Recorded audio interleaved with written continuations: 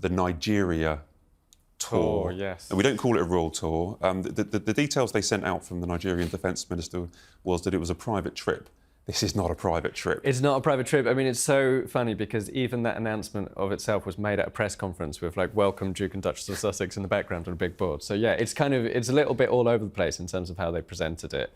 But essentially, no, it's not a private trip. It's very close to an old-school royal tour, except for the fact that, obviously, they haven't, in general, invited the media as a whole. There are some media there. AP are clearly there.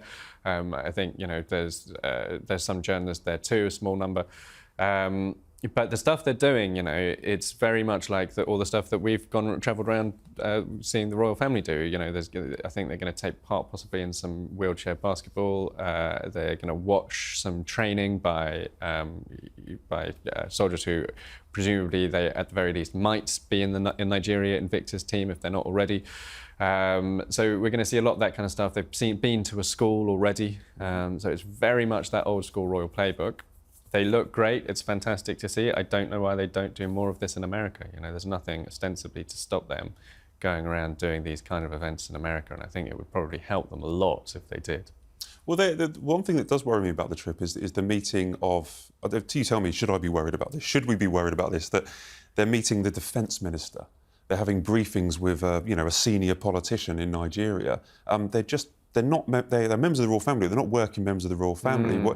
They're meeting the governor of Lagos district, and they're meeting soldiers that have been injured in a fight against Islamic extremism in Nigeria. While all commendable, is there a danger that people will mistake this for an official royal tour? Should they really be meeting defence ministers and having political kind of briefings? Is this dangerous? I think there's a very real possibility that Nigeria thought that they were inviting Harry and Meghan onto an official royal tour. Actually, in the original press release that went out about it from Nigeria Defence HQ, it described Harry as HRH, Prince Harry, the Duke of Sussex, and there was a later version that pulled it out, deleted it. So I think Nigeria have been doing some of their own comms, I think, perhaps not necessarily, getting it signed off by Harry and Meghan's team, which in a sense I've actually found quite refreshing to just have them just go and do their own thing. It's quite nice in a way. Yeah. But yeah, the concept of a private tour, I mean, it's not a private tour. No, it's not a private tour. Harry did, even when he was working royal, he did private visits. He did many of them in Africa, particularly to Lesotho, and where obviously he has his Sentabale charity, and you would generally only find out about it after the fact on the court circular, where there would be one line saying who he'd met, Prince Sisio of Lesotho, usually. So it's not, but it's going to be dribs and we're going to get kind of drip fed, I think, bits and pieces from it. We're not there, as you pointed out, but there's a lot of pressure for this to go smoothly for the Sussexes.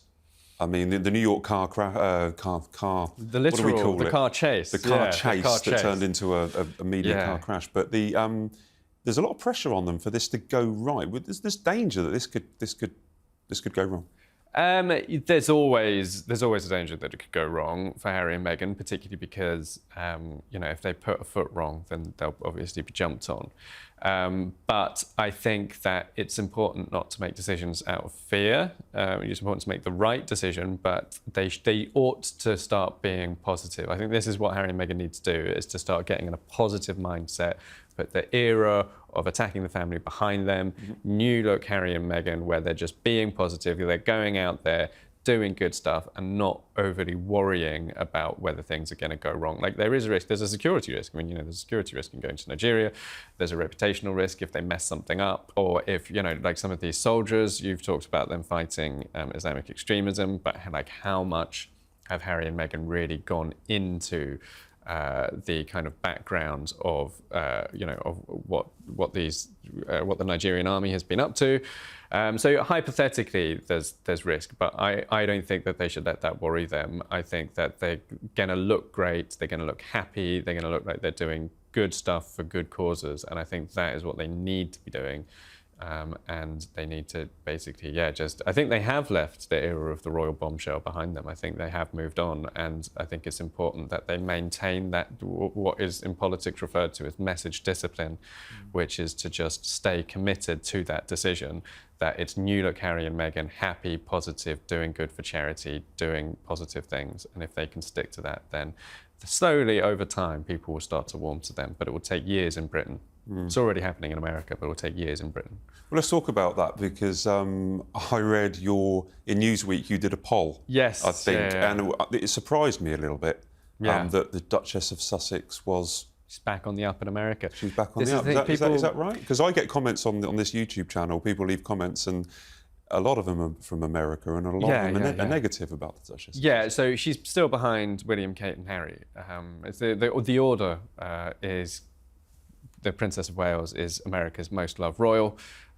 Prince William is next, and then Prince Harry is a little behind them, but not too far. And then there is a bit of a drop down to Meghan. So, so her popularity has increased recently? It has increased, yeah. So why what do you think happened? that is, then? So because they've stopped attacking the family, basically, and it's taken time. But the Democrats warmed to them first, and then Republicans have started slowly to drift back too. But so what happened? I mean, we do regular polling, so we've been able to chart it month by month virtually, and they were very popular in America. And then Spare came out, and they went bang basically, and the plane hit the mountain. And America turned hard against them for actually months. They then had the drama of their Spotify deal disintegrating and being called grifters by a Spotify executive. And it was a very difficult 2023 for them. But then into the kind of latter stages of 2023, they started to recover. Like I said, Democrats came back first, which is understandable because they spent a lot of time trying to hit socially progressive talking points and causes. And then Republicans started to warm to Harry a bit first, but not to Meghan. And then now Meghan is she's kind of starting to warm to other aspects of US society as well. You've got to remember, the stakes are lower for America because it's not their monarchy. They also have shorter memories by the sounds of it. Well, this is it. I mean, but everybody forgets, 90% of the Oprah interview will be forgotten in time. 90% of Spare will be forgotten in time. If you think back on Princess Diana's interview that she gave, her bombshell interview, mainly it's just a handful of words that people remember, which is there were 3 of us in this marriage, so it was a bit crowded. The whole of the rest of the interview has been forgotten. And that ultimately is the destiny of Spare, and it's the destiny of the Netflix documentary, it's the destiny of Oprah. In time, the lion's share of it will be forgotten. People are warming to Meghan again. It doesn't mean that she's, got no more problems, she's got nothing to worry about, and she's just in clover. I mean, they do still have a major challenge ahead of them, which is that they still have to reinvent themselves commercially. They need new projects that are loved by Americans. They need to give Americans a new reason to fall back in love with them. That has nothing to do with monarchy. And it's still an unanswered question. And I have some reservations and concerns about some of the stuff they're doing. For example, polo. Is Harry going to be able to make America fall in love with a show about polo? I mean, it's a very elitist sport that you can only play if you can afford it. It's hugely expensive because horses are hugely expensive. Obviously, the Royals have been doing it for years.